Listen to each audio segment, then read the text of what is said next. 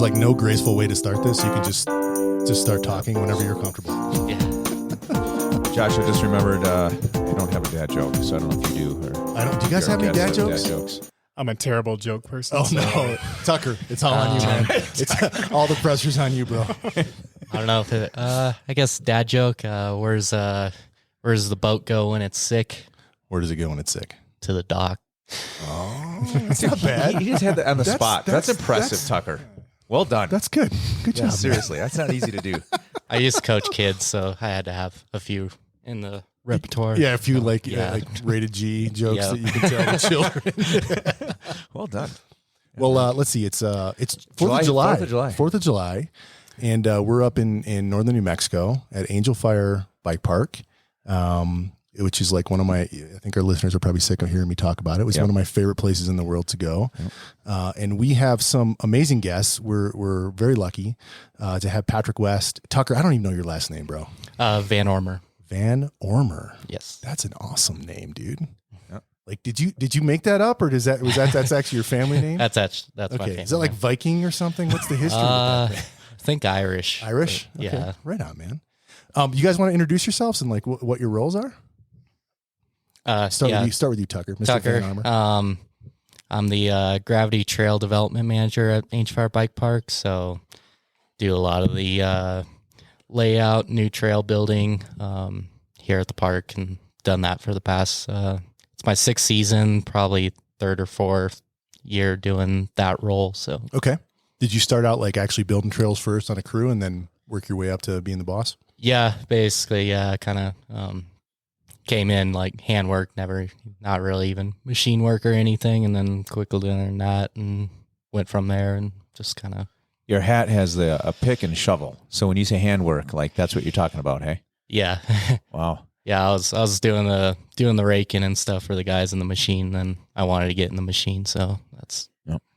So you learn the machines, and now you're designing the trails, huh? Yep. That's awesome, man. Patrick. Yeah, my name's Patrick West here, and bike park manager, and everything else in between there. Everything else. What does the bike park manager do? Like, what is your normal day look like? What are you responsible for? Yeah, that's a great question. It's evolved, and year by year, it's evolved, and been doing this for a decade now. Been manager for about 6 years now. When Hogan Kostas left, that was the predecessor. Okay. Who I talked to today, actually, he's doing well. Oh, it's good. So yeah, it's bike park manager used to be more of on hill running machines, 10 hours a day. Right. That's changed a lot to running the program. So we're always coming up with new ideas, lots of paperwork, lots of I'd say politics and some stance there, dealing with the downstairs admin. Yeah. Making sure we're all on schedule, and budgets are always a big thing, and growth of the bike park. And that's a lot of my job, and I support the team as much as I can.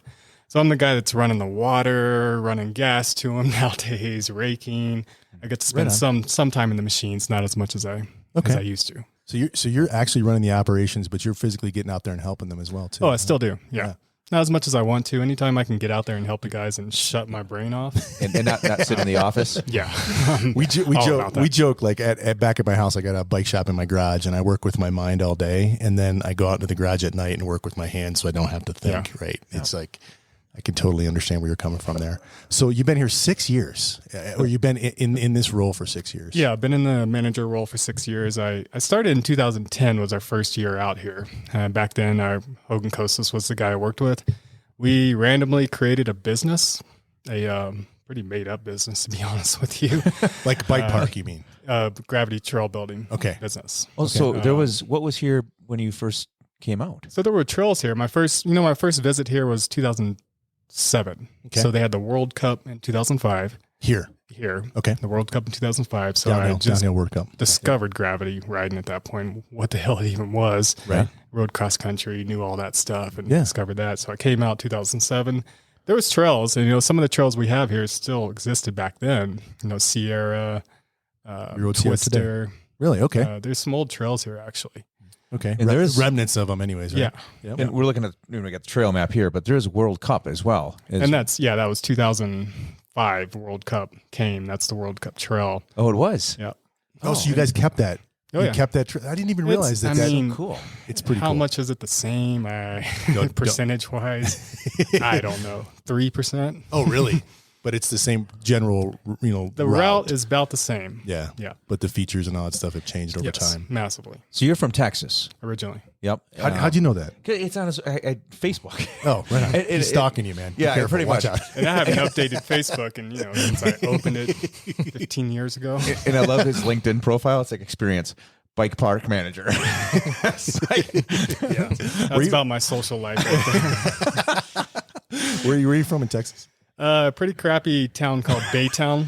I don't know where to be that's honest at. with you. It's Baytown. It's close to the Gulf. of yeah, like Mexico. Exxon Mobil, Oh, Chevron. yeah. I mean, Oh, it's yeah. big Oh, wow. petrochemical place. I grew up smelling those wonderful smells. Oh, really? And Outside of Houston. So, Houston. so you rode cross country in Texas, I did. and then you're like, oh, let's go to Angelfire and check it out. That was many years. I actually graduated high school, Baytown, and I left. I hadn't been back since I left, actually. Oh, wow. Went to Austin, lived there for 12 Austin years, is- and that's where I fell into the an dirt amazing- jump scene and Okay. found cross country out there. Oh, so you're a dirt jumper. Was. Was. Well, I'd like to still say I am, but yeah, I got a pretty heavy dirt jump background. Right on. Yeah. Watching these guys ride out here, whether it's a Grom or, a little older guys, you can tell dirt jumping is in their back, in their blood, right? They grew up BMX, right? Dude, it's so sick to watch them. It's once you get your air awareness on air a bicycle, awareness. whatever it is, bicycle, gymnastics, it doesn't matter. Skiing, once you get that awareness, you can So damn jealous. near ride everything. Yeah, we recorded an episode last night with our two sons, and they're both 14 years old, and they grew up since like 6 years old in skate parks. They actually did like the pro scootering stuff. Yeah. And but like translated over at a really high level, and so they, it's 30-foot ramps and shit like that, just crazy. And they never ride. Yeah. We come out here and like they go Hungry Hippo and clear every jump, like no problem. They can read the transition. They just know air awareness. how to. And they talk about like they were teaching us about race jumps.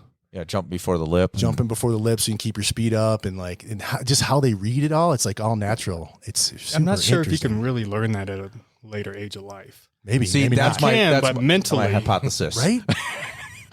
And that's what happened yesterday on the Chutes and Ladders when Josh's wife took us and said, hey, I know of a really cool trail. It's called Chutes and Ladders. We come up to it. It's got how many black diamonds? 1? 2? Single. Yeah. Single black diamond. Yeah, sorry. All right. Who built that trail? Both of you guys? No, that's actually that was built in 2011. That's the year I left. Okay. Went out to the East Coast. I mean, it's really cool. All the wood Hogan features. Coast has built that. with Oh, his team. he did? Yeah. But it's your favorite, according to Facebook. Yeah, it changes every year, but Chutes and Ladders does have yeah, for sure. So a friend of mine was out yesterday visiting from Wisconsin. He was just fortuitously here.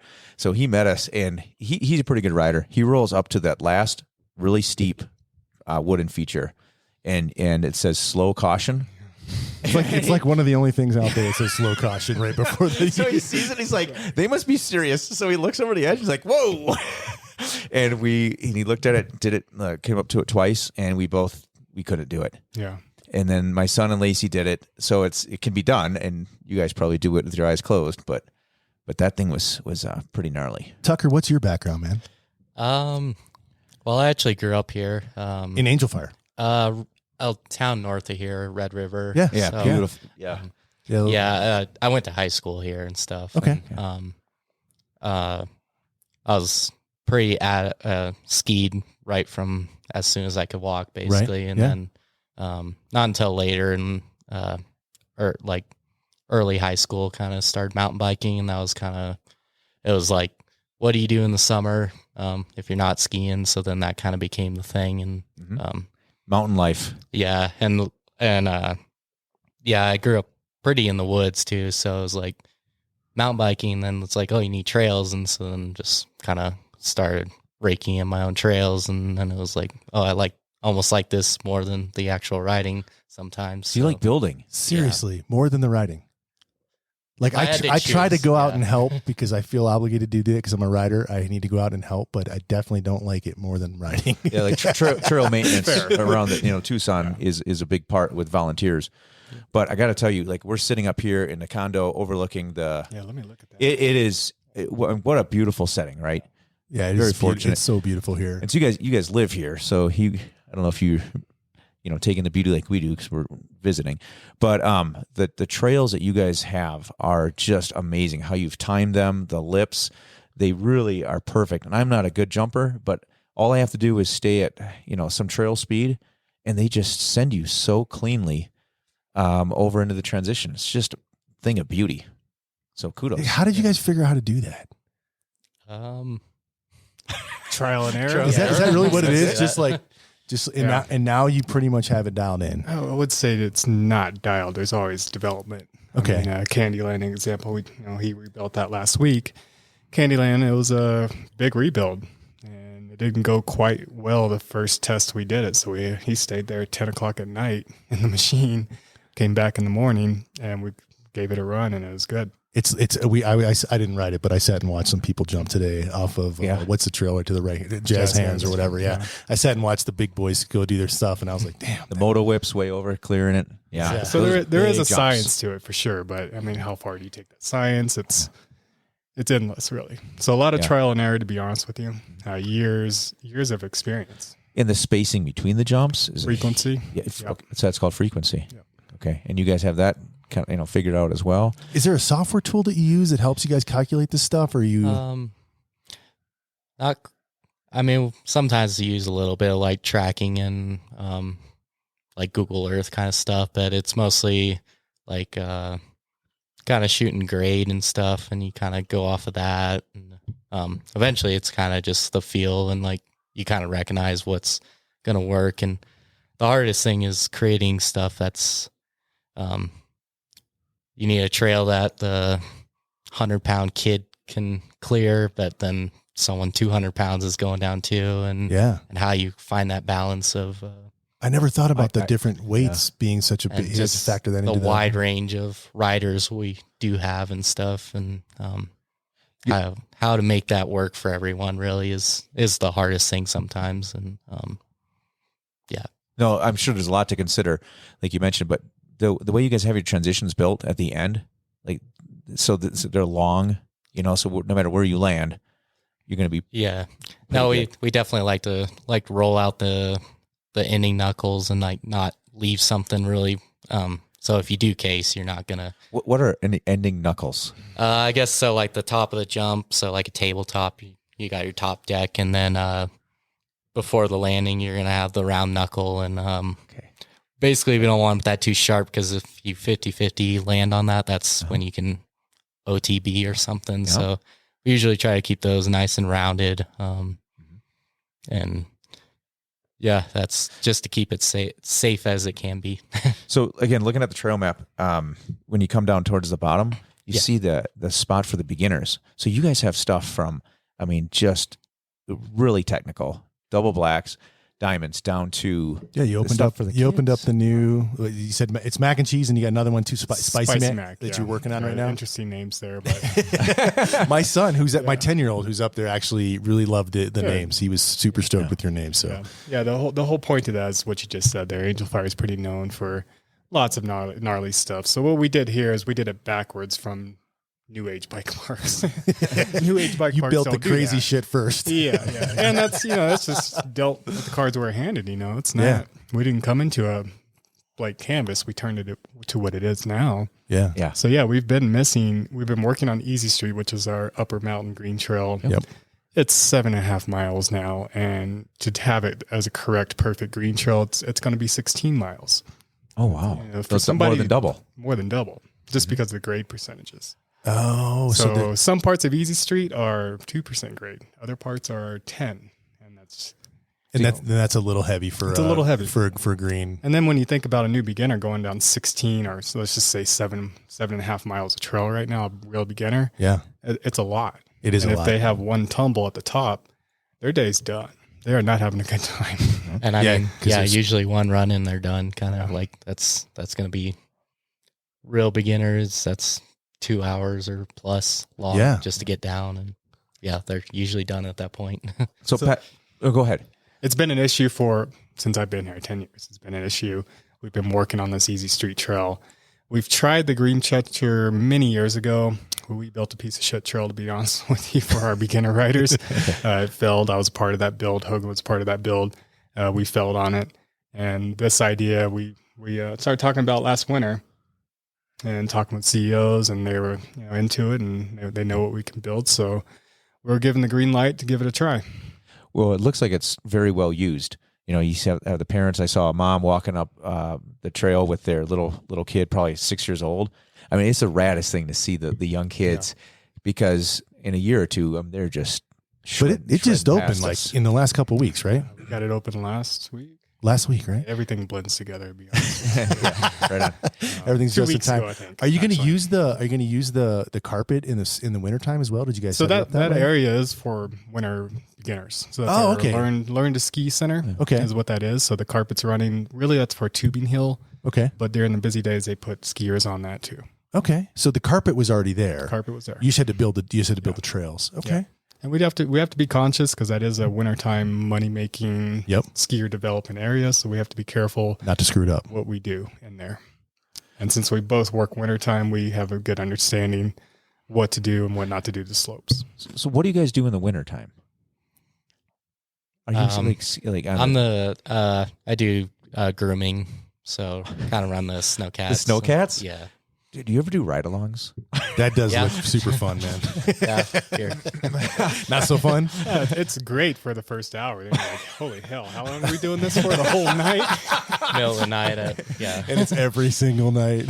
Trying to stay awake. If you're the passenger, it's pretty hard to stay awake. What time do you guys start? Like, what time do you go out and start? I mostly do first shift now. So I'm like right when the lift closes, around 4 till midnight. Okay. And then we have a second shift that's going to go from midnight till when the lift opens, which. Wow. And then what about you, Patrick? I used to groom as well. I don't do that as much anymore. I help manage snowmaking is what I do. So I specialize in the snowmaking and producing the snow for him to come and build the trails. That's cool. We were actually checking out your big, the equipment, big long poles. That's unique, I think. Yep. Those are pretty cool. I don't know. I just fell in love with it, and for whatever reasons, snowmaking. Yeah. Dude, that is I wish I could make dirt like we can make snow. I was going to ask you, like, where do you get is it dirt just local, or do you bring anything in? So for Dreamcatcher, we actually brought that lighter brown top layer coat. We brought that in. That's okay. That's a pit run is what that is, or gravel. But most of the dirt you see on the trails is just harvested from the mountain.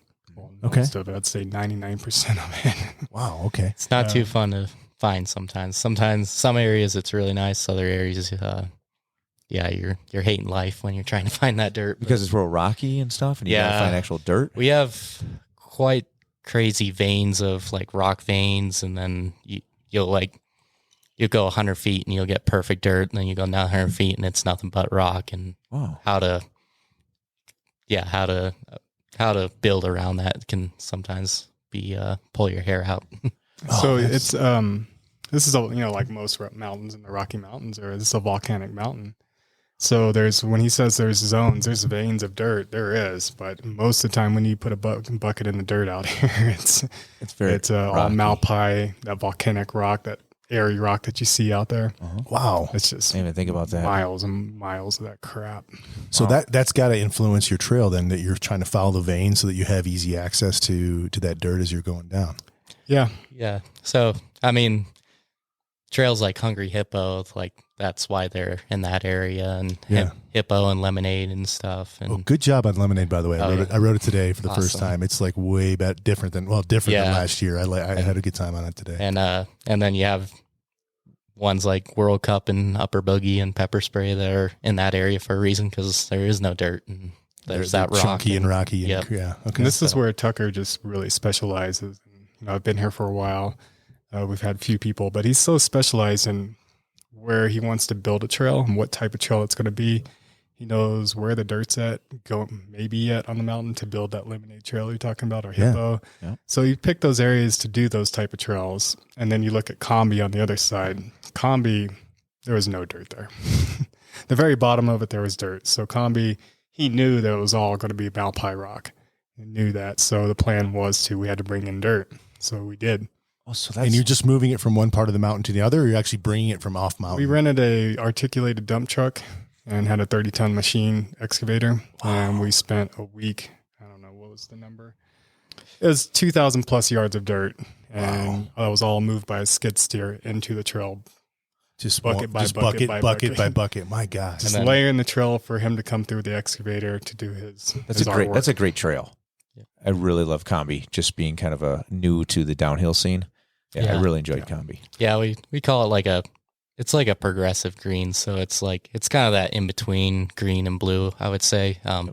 It's not like a true green. Like, you definitely can pick up some speed for sure. If you hit it fast, it's fun. Yeah. It's a really fun trail. And the berms. Yeah. I don't know how you guys build those berms so perfect, but you can really, the technique is right. You can really lean into them and keep your speed.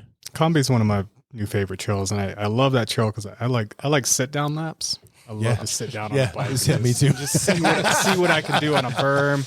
If I could jump that tabletop sitting down like you do a dirt bike. Oh, really? That's a thing. Playing around with that, yeah. Nice. So Combi is one of my favorite trails for that reason. So that sit down. Sit down. He's the king of non-traditional riding. He doesn't really ride the normal ride lines. So what is your thing? Like, you just look for weird punk rock style, or what? He's all about the insides and then squaring the turn in the middle of it rather than riding the whole turn. After you've been riding this bike park for 10 years, you got to find nuances to keep yourself interesting. Yeah. And it's not like I'm the fastest guy here or anything. I just like to play around, and I could do something stupid to make me slow down without hitting the brakes. That makes me feel pretty good nowadays. Keeps it interesting. Yeah. How much riding do you guys get in a year? Like, how many days do you get in a year? It's kind of sad, honestly, nowadays. How many a week? Let's put it that way. Like, we actually only ride once or twice a week on our weekends. Usually, actually, most of it. You think trail crew are constantly going up there and riding, which we do some, but it sounds really great, but like you can't really carry 5 gallons of fuel on your back and all the tools you need and grease guns and stuff for your machines. Yeah, riding. So usually we're getting there by side-by-sides or four-wheelers and not necessarily riding, but we're always testing our stuff, and really that's the exciting part, is testing. So testing and watching people ride something we built. So when you say testing yourself, so you design a trail and jumps, and then you guys test it yourself, and like you said, you observe other people. You must have buddies or other workers who are good riders, and they test, or do you? Yeah, we got a different mixture of different skill levels we like to see. Okay. So we have high end air awareness jumper to a me. Perfect. And that's reality, right? That's going to be 75% of our clientele. Probably. That's the most important to watch. Yeah, we like that. Like we were talking about that Candyland project we just finished. We have a friend at the bike shop, and he's like very well aware in air awareness. And it's like, we just want him to come. We want to watch you come do it. Give his approval on it. But then we want other things where it's like other employees that maybe they are a green rider, and see them come through and what that's going to look like, and or whatever, just to be able to see the wide range of people that are going to be. Yeah. Something that the Facebook says also, it says, thank you, Patrick, for making sure our guests always have a great time while two-wheeling on our terrain. And so I'm curious, what are the challenges to make it voted best in the Southwest 7 years in a row? Like, how do you guys do that? So it's an enjoyable experience. What challenges and have you learned over the years? I think the biggest thing is the passion. This is a very difficult and extremely dangerous job, actually. Yep. People don't really consider how dangerous this job is. Why is it so dangerous? Tell us about that. So an example would be just Hungry Hippo. That's a massive trail. The corridor, tree cutting, doing that lumber, you're a lumber person, basically. Yeah, I know. I never thought about that, but it makes total sense. So it's a 30-foot wide corridor, 40-foot wide in some areas, and that's a lot of trees. Through the forest. Yeah. At very steep grades sometimes. Grades. So it's not like you got stable ground that you're working on. Yeah, nothing's level until we take a machine to make something level out there. It's always on an angle. And we're not arborists. We're not professional loggers, but we have some decent skills out there. And you cut that trail, and it took us a week to cut that. Yeah, a week to cut that trail. Just a week? Pretty fast. A week, seriously. Yeah. Holy crap. Efficiency. Okay, a week to cut it, then how long to shape it and all that stuff? It was kind of done in 2 parts, but each part in 2 different seasons. But it's usually like he's saying, the passion. I'll some of those projects I'll work a month straight or whatever every day and stuff. And so like that was probably 4 or 6 weeks for the 2 parts, and then So let's dive in on Hungry Hippo. How long is that trail? it's just over a mile. That's it. Jesus Christ. That's How your long favorite. does it feel? It felt way longer than a mile. Now I How am many not. times do you stop? I didn't stop. I didn't stop. That's But why it felt so long. I am not the a good time rider. you're in the air too, maybe it's a little bit longer distance. Yeah. So I'm not in the air, so it's all good. So it's a mile. Wow. All right. So our boys were asking because they actually now at the second day this trip they cleared all the jumps at Hungry Hippo. Awesome. Yeah. So they love it. That's your favorite as well. They're also super excited about riding the Boner, or Right. the Cannon, I guess. The Cannon. Yeah. Can you say that? Boner. We're an explicit podcast. You can say whatever you want. Kids. That's one of the names, right? But how big? They were wondering how big are the jumps actually? How tall are they? Yeah. What's the range? So usually when I'm doing jumps, I base the jump off of how I call it the deck. So basically most of our jumps, we don't build too often. We don't build like table or gaps, mostly just tables. So the deck would be just the top of it. So some of the big jumps on there, the deck alone's like 35 feet. So when you're going to the sweet spot, you're getting into the 40, 45s. They're so big. And then some of them with decent takeoffs, that some of the more popular, getting into the low 30-degree takeoffs and stuff. So you're going to get some good bit of height on them too, and then distance. So, and thanks for making the workarounds where if you can't hit those features, I appreciate the that. bailouts. Yes, Got to have those. That's that trail is an advanced trail. I don't care. We call squirrel catchers. That's to catch the crowd that shouldn't be in that trail. They don't work. You could put barbed wire on an alligator pit. And they're still going to go through there. So you might as well make the trail rideable for everybody. Squirrel as best you catchers. can. Huh. I would be caught in that, whatever it was. I mean, so like the new Candyland, I don't know if you guys saw, but there's like the rock drop at the stop. Yeah, he went up and eyed it. Please tell me this is not the story he's about to tell. No, I chickened out. Yeah. I said, Josh, I'm going to try it because I could do number 3 on the drop zone. Yeah. So I'm like, I think I can do it. And my friend Eric did it, and we videoed it. And I'm like, it looks so easy. Yeah. And then some guys rolled up doing moto whips and stuff, and then I chickened out. I'm like, we're going back in. I'm too old. So go ahead. Sorry. But so we try to create some of those, and that one's actually a double black technically. So those are getting into the high 30s as far as the deck. So getting in the 45, 50 for a sweet spot. And they're big when you can watch a video of someone doing it and you can count seconds that they're in the air. That's when you know something's big, is when you can actually truly count. Like, is there 3 jumps there in that line? Yeah. And then there's another cannon log lower down below there. It's a little different than the Hippo one, but. All right. So when you guys are out there, are you hitting those big jumps and you're clearing them all? We have to. How can you build them if you can't ride them, right? I mean, we were, I was a little nervous testing those jumps, especially the first one that he rebuilt that night. You trust Tucker, but it's still new. Yeah, I mean, I trust Tucker building a jump versus myself any day. Really? Nowadays, yeah. Oh, yeah. But the first time down it, you're like, hope this works. So we're pretty good. We've been doing this for so long. We can kind of visually look at a jump and just not even hit it, and visually like, that's not going to work. So that's what I did, and I was nervous, and I was going to test it, and me and Luke went up there, and we've been doing this for so long. We figured out how to hit the jump after jump 5, but it was pretty terrifying. We sent it more than halfway deep down the landing, full bottom out, both front and rear suspension. I was like, go as slow as you can go. So you got no brakes. You guys just send it.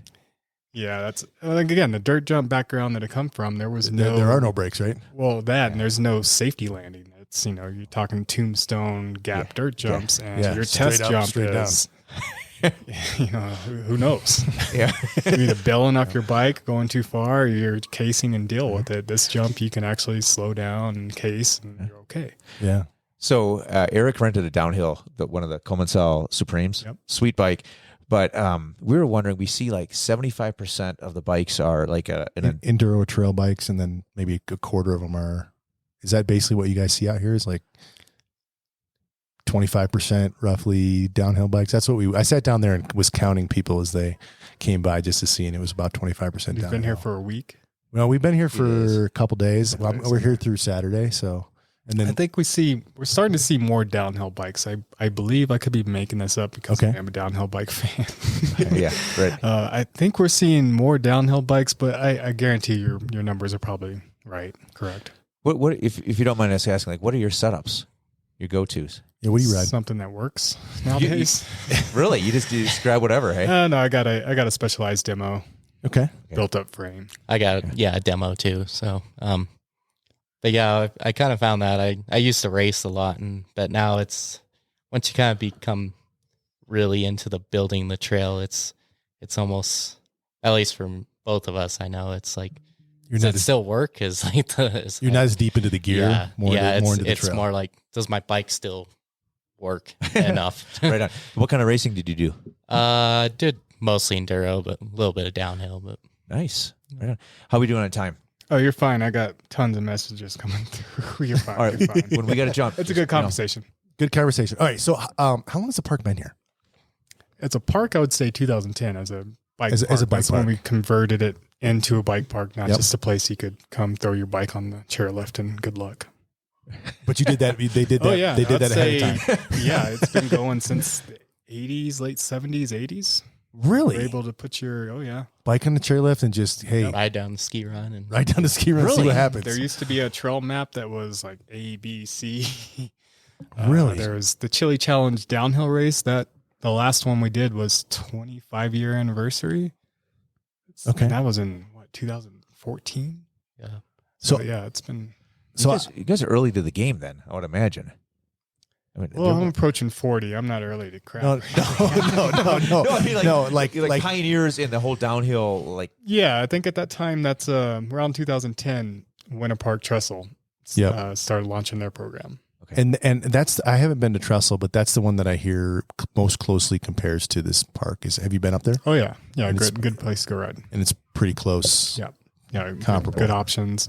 Yeah, definitely should go check it out. So just some of the stats of the park here, okay, from the website. So it's at 10,650 elevation. So correct me or add to this. That's right? At the top, at the summit.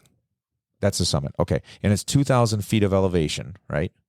Down to the base. Down to the base. Bottom of the lift. Yeah. Largest bike park in the Rockies, voted best in the Southwest 7 years in a row. 60 miles of purpose-built trails. I think that number's grown. Really? Yeah. It's incredible. It's so hard to actually go out there and get the mileage per trail. It's actually a job to go out there and walk it with a wheel. Yeah, 60 plus just miles. Ride your bike, actually. Yeah. Stop at each intersection, do your GPS, and then continue on the next section. You know, we might be able to help you with that. I got a data guy, and I bet you that we can go query Strava, and I bet you he could calculate that for you. Yeah, I think with trail forks, and there's probably ways to do that other than my old way of doing it. I'm gonna give this guy a task, and I'll shoot you an email and see what he does. I'll let you know what he comes up with. 32 plus trails, and then this is the part I have a question about. It says best skinnies, jump lines, manicured flow, and super chunk trails. What are skinnies? That's totally a Hogan phrase, right? Oh, is it? Yeah. Well, you guys don't have much skinnies. We used to have some skinnies, and skinnies are very dangerous to the public. Yeah, the chutes and ladders. Yeah. That one little log you have. We went down. I mean, the skinniest thing I've seen is that Cannon, which is still not super skinny. Josh, go to chutes and ladders. There's is there lots of skinnies there? Terrifying. Can you guys ride that? The chutes and ladders. Well, there's like one kind of boardwalk, one mid trail, and then technically the end of chutes. You probably saw what was the beginning of Candyland, that kind of single track. That was a true skinny. Yeah. Yes. that's really our last one left. But so I am a fan of that, actually. I'm not a skinny fan, but that log ride, yes, I rolled my dice and I usually fall off it once a season. But how far is it down? 6 feet. Oh, so it's more than that. It's 6 feet at the shore, the base. Like it's farther than that. There was Patrick. one year I fell off of it, and I have a GoPro of it. Oh no! Into the log before you. That chicken wire on it, some mesh. He got it on video. And Oh no! Did you get hurt? no, I mean, How do you fall gracefully off of a skinny? Is there a way? you don't. You just jump off It's your just bike and your luck. Get lucky. You could land just fine and roll your ankle on something stupid. That's Who true. knows? All right, what are the numbers? So how many times do you attempt it and you fall off once a season? Damn it! Now I can't ride it because I'm talking. Sorry. So far we're good this season. Every time I go over it, I think about falling off, and that's what makes me fall off. Does it? So it's psychological. It's all mental. Yeah, I believe it. Especially as I'm getting older. That's Okay. You can tell, yeah. So this place is like unique. This is like so this is the only bike park I've ever been to. we need to get you out. Well, do I really need to get out, or should I just come here? So He just keeps going Angelfire, here. to be fair, I go to a lot of bike parks throughout the country and To check 'em Whistler out. included. It's Yeah. part of the job, to be honest with you. Yeah. To check out what people are doing. You know, I love other places, but I don't know, there's just a special spot here and how the trails are built and areas that you can get up to 40 miles an hour and really test out your downhill bike. You can't really do that at bike parks, especially Forest Service owned bike parks. So this is a private land right now. So you have a lot less restrictions. We do. So we're able, we do follow rules as best we can. We don't just go rogue and build we don't build crap out there. No. Yeah. But we have the ability to go down a ski run and we can get up to 40 miles an hour into the trails in the woods and World Cup. You can't find that a lot of places. Like Keystone, I guess, would be a good example where you can go find that. Keystone. Okay. Yeah. Is the land leased here, or do you guys own the land? No, we own it. Wow. Angelfire owns it. It's been owned for 56 years. Wow. What's bigger now? Is it the ski season or is it the bike park? Are they kind of like half and half? Or Until snow actually fully goes away, you can't beat the ski season. oh, okay. No way.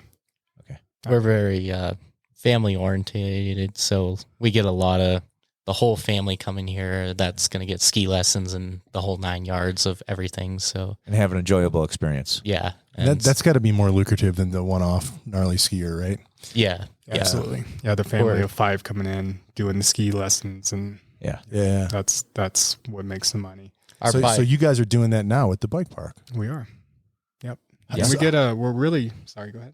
I was going to say, yeah, our bike trails don't really represent our ski trails as much as far as some of the gnarly, but obviously some of our bike trails now with like mac and cheese is. Yeah. What's interesting about the bike park and the ski season here, it's the ski season, we're known for skiing here, but what puts Angelfire on the map, I'd say worldwide, is the bike park. 100%. When you talk about Angelfire, people know bike park. They don't even know you can ski here sometimes, actually. Interesting. Which is not fair because it actually is a good place to ski. I've Right. learned to ski here. My family's learned to ski here, Coming from Texas. coming from Texas. Very nice. Learned to snowboard and ski here. Right on. And it's a great place, but the bike park is what puts us on the map. Yeah. Yeah. It's super unique. So and if I'm asking a question that you don't feel or you can't answer, please just tell me to shut up. How's the growth been? It's been good. It's been very positive since, COVID was an explosion here. Was it really? Really? Oh yeah. That's when we started coming. Oh, yeah, it is. Yeah. Yeah. We did not anticipate that. There was no bike parks open in the Rockies. We got open and it was an explosion. Oh, so you did not anticipate it? No. So what we did didn't you, even know if we're going to have jobs. Like the rest of the world, right? Everyone was Exactly. like, what the It's hell? not just us. Yeah, right. Yeah. No, but I can imagine. But our ownership's actually really cool, and They kept you guys aren't going. anywhere. You're going to operate this if the government allows, and so we just dealt with card by card. Oh, that's awesome. So the growth has been very good here. To be honest with you, it's continuing to be good. So it's sustainable. It is. Like I'm a business guy, so I'm always like looking at your lift lines and I'm like doing the calculation in my head and like, what is it? Like how many, like, again, if you can't answer, just tell me, but like how many tickets do you need a day to be solvent? That's a big question.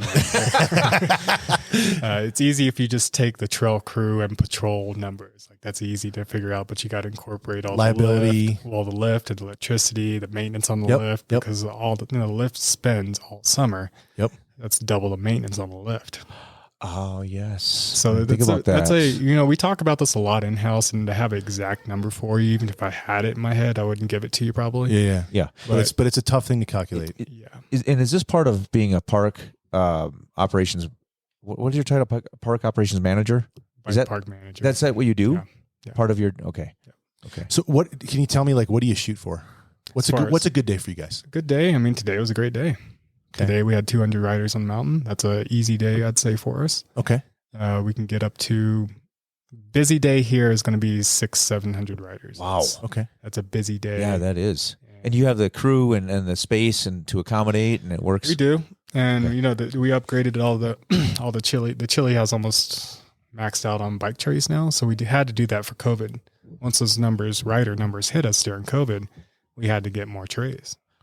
So what you're talking about is the actual on the lift, where, just for our listeners, because I don't know that I fully understood what you just said, but basically it's like every other or two seats in Correct. one, something like that.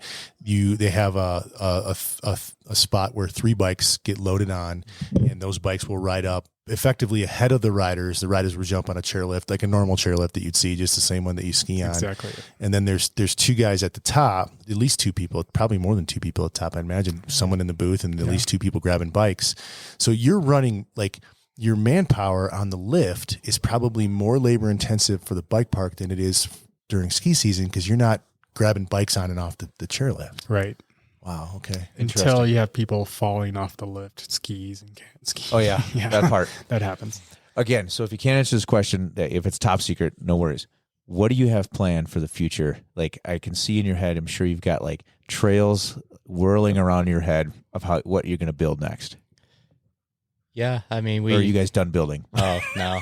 They're never, these guys, it's in their blood. They're never done building. No, we don't even like rebuilding the trail. We like to build a new trail. That's the fun. We don't like to fix crap. We like to start over. Right. Yeah. And Maintenance. And that's back to the private land thing and the amount of land we actually have. I mean, we have property that nobody can even see, or the resort has property that's backside and top of the mountain. And So you got a lot of land. yeah, I mean, we've created master plans and stuff. And I mean, there's some of the visions could be, if we can do it, is like, I would be, working every single day for the next 20 years. Really? Building trails. That's where the passion comes in, hey? Yeah.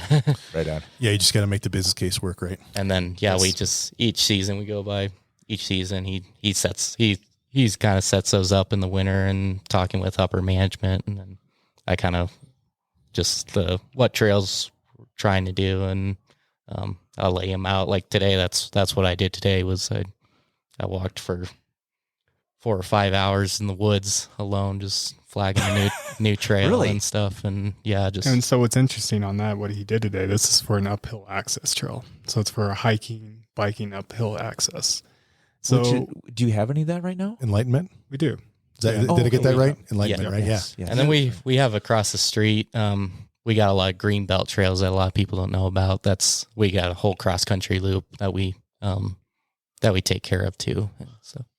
So when you ask about the question about what's the bigger picture, what's the planning, it's as I'm maturing on my level, what I'm doing, the bike park is always going to be the bike park. We're always going to be building Google Earth berms that you can see from satellite. Is that what you call them, as Google Earth berms? Yeah. I'm going to use that in the title of this podcast. Well, when you bring in a 50,000 pound machine to build a trail, it's going to be big. There's no ifs, ands, or buts around that. Yeah. But more expanding on what else is there. So the bike park is the bike park. It's a beast up there. Yeah. So expansion and doing this enlightenment trail on the green belts Tucker was talking about. Yeah. Connecting the green belts into the forest surface trails up there, the Carson Forest. That's kind of the bigger picture goal. So when you go to Crested Butte, you go out there and there's just it's trails. So you want to cater to a different type of rider more than just the gravity riders. And not just riders, hikers and equestrian horse rider. And, yeah. So all different trail users. Everybody. Yeah, we our goal is always to every single type of rider should be able to come here and have a great time. If you're a cross country rider, a full on downhill rider, you like tech only or flow only, I know a lot, we get some people that are like, oh, you're building too much flow or what? And then it's like, we're never going to get rid of our tech. We're never going to get rid of steeps. We're never, we're going to. Just for the record, you're not building too much flow. That's what people pay the money for. That's why I drive 10 hours from Tucson to come up here. Trust me, if there's a one good rock in the whole forest that's would be great for a technical trail, I'd flag a trail just for that. Nice. I was surprised at how many people are on the lift, like hikers and families just visiting. Yeah, just going up to see the views. That was pretty surprising to us. Yep. Yeah, another reason we're trying to build that enlightenment hiking trail. Oh, very cool. Yeah. Easy trail for them to hike down. Oh, interesting. Yeah, our scenic traffic is what that's called on the lift. Scenic foot traffic. It's about similar numbers to bike park traffic. Really? Yeah. Wow. That's cool. Well, I mean, I guess that makes sense. Yeah, we have you can get food at the top there, and then we have like disc golf and stuff up there too. And you were saying there's a disc golf. Zip line, is a zip line running? Zip line, yeah. That zip line's crazy, right? It's pretty. It's there. Is that all underneath your direction as well? It is not. Okay. That's under Hawk, our ski patrol director. Okay. All right. Very cool. He's from Transylvania. Seriously, Yeah. Transylvania. Yeah. That's actually a real place. Yes. I knew it In was Romania? No? Yeah. Okay. Yeah.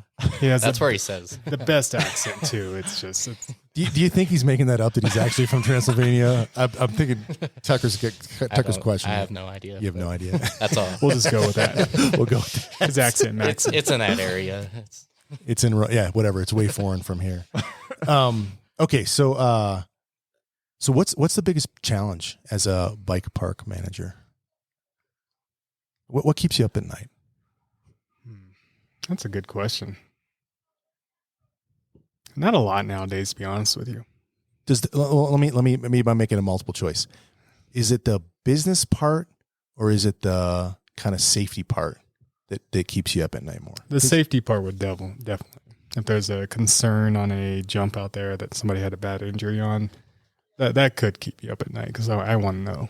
I want to know what we can do to keep that from happening. You want to know if it was the design of the of the jump, or I want to know what the rider was doing. I want to know what the bike was. I want to know what feature it was. All the details. Yeah. Huh. So as far as keeping me up at night, that could do that. The business side of it, it's just I've just been doing it for a while now, so it's kind of just like clockwork for me. Nice. Okay. To be honest with you, I have a good relationship with our CEO here, and he makes my life easier by being open communication. Is what it is. Yeah, that's cool. It sounds like you probably make his life easier too, so that works. We'll have to ask him. We could ask. We could say that. I guess. He's probably sick of me bringing POs to his desk every freaking day. I mean, but to have leadership, I need more dirt. Yeah, to allow a place like this and have just all everything that goes with it. That's pretty cool. Tucker, what keeps you up at night, man? Related to the trails that you're building. Yeah, it'd be the safety thing. So, like, the problem is I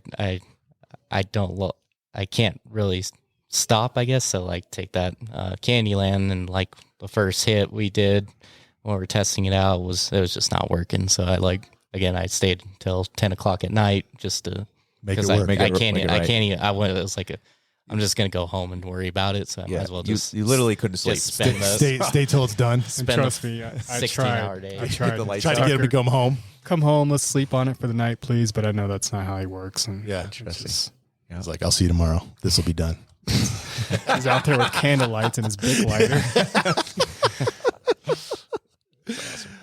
Well, hey man, this has been a great conversation. We really appreciate you guys coming out and talk to us. Any final thoughts you have for our listeners? Why should people come here? I mean, really, it's just I appreciate final thoughts. I appreciate the guests coming out and allowing us to do this job. Without the guests, we can't do this job. And the amount of equipment / sandbox toys we have right now, it's impressive. It's probably the most, high-tech toys you can find at a bike park building right now. Right on. So without the guests coming out here and giving their support here, we wouldn't be able to do this, period. So, I don't care if you're a shredder, beginner, right? It's symbiotic, right? We keep coming, you keep building. Yeah. And I try to always say that on little videos that we do. I try to be clear on that too. And it's just the truth. It's the truth. And as a guest, we felt very welcomed from the minute we 100% called, for reservations to walking up to the bike, just very culture of, just welcoming. The us. rental fleet is amazing. It's well maintained. All of the, protective gear is state of the art, well maintained, good quality, fits. They've got huge variation in sizing. Enduro bikes, downhill bikes, smaller kind of more trail bikes, kids bikes. it's an amazing place. And now with mac and cheese and soon to be spicy mac, you got kind of like the beginner place for folks to. When is spicy mac going to go live? It's there. It's in the woods. It's kind of. Is it live already? Yeah. Mm-hmm. Oh, I didn't even know that. Yeah. It's in the woods. It's there. So essentially, basically, it's so if you're good with mac and cheese, then you kind of move to spicy mac, and it's gonna have like we built a little rock garden. There's berms, and then bottom there's rollers with like a small like completely rollable table, and essentially like our instructors, we have 4 or 5 bike instructors, and you can get a wide range of lessons. Any level of rider, you could be basically pro and try if you wanted to learn something and go out with them. And they're going to use that area to like be able to how you move over a roller and stuff. Technique and yep. And I also, I should have brought this up earlier, but like your willingness to partner with organizations like Homegrown, like that's why we're all here. And there's probably about 200 of us that have all like learned about Angelfire and have been kind of brought through from Terra and Homegrown. So like your willingness to partner with those organizations, I think is helping bring in. Yeah. I mean, that's why I'm here. Yeah. On Friday, we're going to run that Dreamcatcher lift later in the afternoon. So the attendants can enjoy it. We're going to run it till probably 6:30. Oh, that's cool. Unless nobody's riding, we'll shut it down. We'll keep it open for her team and that's awesome. For her group. That's awesome. Cool. Yeah. All right. Well, hey, Patrick, Tucker, super nice to meet you guys. Thank you so much for coming on. We really appreciate it. If there's anything we can do for you, let us know. And yeah, man, we're just keep building, man. We're going to keep riding. Real quick to turn the tables, feedback. I love feedback, and especially hearing your guys' experience and not a lot of bike park riding. Is there anything missing or anything you'd like to see or anything missing or that I would like to see? Oh my gosh, that's a great question. Yeah, it is. So let's just run through everything that a bike park should have, and maybe something will pop up when I think about it. Right. So a great flow line, you got all that. The lifts are well maintained. I feel safe. My bike has never fallen off. It feels good. The rental stuff is like has everything that you could want. The shop's got anything I've ever tried to go in and find, including like every type of brake pad that you could ever need, which is like critical for a gravity place. Hefe's has got great food, which is like right here on the property. The website seems to be pretty good. So Josh, for his job, is always looking for areas of opportunity for efficiency. I'm an efficiency expert, so I'm like a really good person. Yeah, so the fact that he's struggling is that's just say something because I could find inefficiency anywhere. You can always email me too. Yeah, no, I'm going to because it's like the way he thinks about trails is now. One thing I'm going to suggest right now is a pump track skate park. Oh, that's a great idea. Would be amazing. Yep. Because I need those skills, and if you had one, like we go and mess. I don't know if we were even supposed to, but we go and mess around in your little dirt track out there. Yeah. But if you had a pump track, I would ride the shit out of it when the lift was closed. Yeah, that'd be fun. So build that. That's it. Like build a pump track. You know, then you don't need to. It's on the list. It's on the list. Yeah, that was an easy one. Okay, that is an easy one. That's part of the master plan stuff we talked about earlier. Is we have those that is part of the plan for future of creating build that, like a sick pump track, like a big one, like professional. Not dirt. Yeah. Oh, you're gonna do it out of not dirt. Oh yeah. Well, you said like skate park style? I would love to see a full-blown pump track with a mixture of a skate park, yes. That would be cool. Wow. That's what we need. That would be cool. Pretty sweet. So they had a little skate demo today out in the field. And our boys, the two boys you saw walk up, they grew up in the skate park. And so they found that, rode their bikes down there, and they took the things off that were like stopping people from riding it, and they rode it. And they're like, Dad, the angles were all wrong for bum bikes. Like we couldn't ride it. And then they went back this morning and they had put way more stuff blocking because of them. Yeah. Probably because of them. They didn't damage anything though, because they're super respectful. But they wrote it. Yeah. They might as well have a QR code scan waiver. Yeah, right. Just do that. They're gonna. Yeah. We have a double half pipe at my house. Again, that goes back to the fact you can put barbed wire. Yeah, you can alligator pit. Squirrel That catcher? doesn't matter. You're not going to catch it. They will find a way in there. Trust me. You know it's from experience. All right, so I'm going to think long and hard on if there's anything other than the bike park. And as I ride tomorrow, Thursday, Friday, and then I'm going to head home and leave my wife here for the women's clinic, and she'll come home with her girlfriends. But I'll be watching and thinking, and I'll let you know. I'll send you an email if anything comes up, and then maybe a question for our listeners as well. If you've been to Angelfire, send us a note if there's something that you're interested in them changing or making better or adding. And if you haven't been to Angelfire, you're wrong. Yeah, got to come out and check it out. Check it out. It's a bucket list. I'm not saying this is the best bike park by any means. That all bike parks have their specialties. This is a place to visit. You got to come. Absolutely. You got to come. And we did whitewater rafting. Yeah. Nice. Like on the Rio Grande, Red River, like the town you grew up in. That's like a great kind of lots of stuff. I've heard that you can like rent side by sides and take them up the mountain. That's awesome. Horseback riding. We've done fly fishing up here. We've done lake fishing. We haven't played golf yet. Yeah, it's a pretty nice course. We would love to play golf, but if I have a choice between we have a lot of golf courses in Tucson. We don't have a lot of bike parks in Tucson. So understood. Yeah, and there's actually an airport here. There is. We bought gravity passes, and I'm trying to talk my buddy into flying us up so we can fly right from Tucson. I'm like, you can fit my wife and I and our 2 bikes on your little plane. Just take us here, take us home. It's a special place, and honestly, thinking about because I do.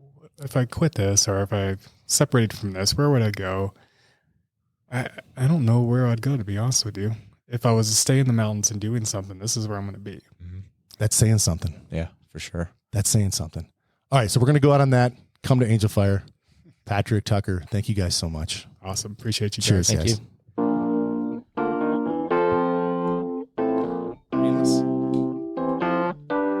Painful? Was it too painful? This is You'll be staying for the weekend, it sounds like. Yeah, she's staying for the weekend. Awesome. And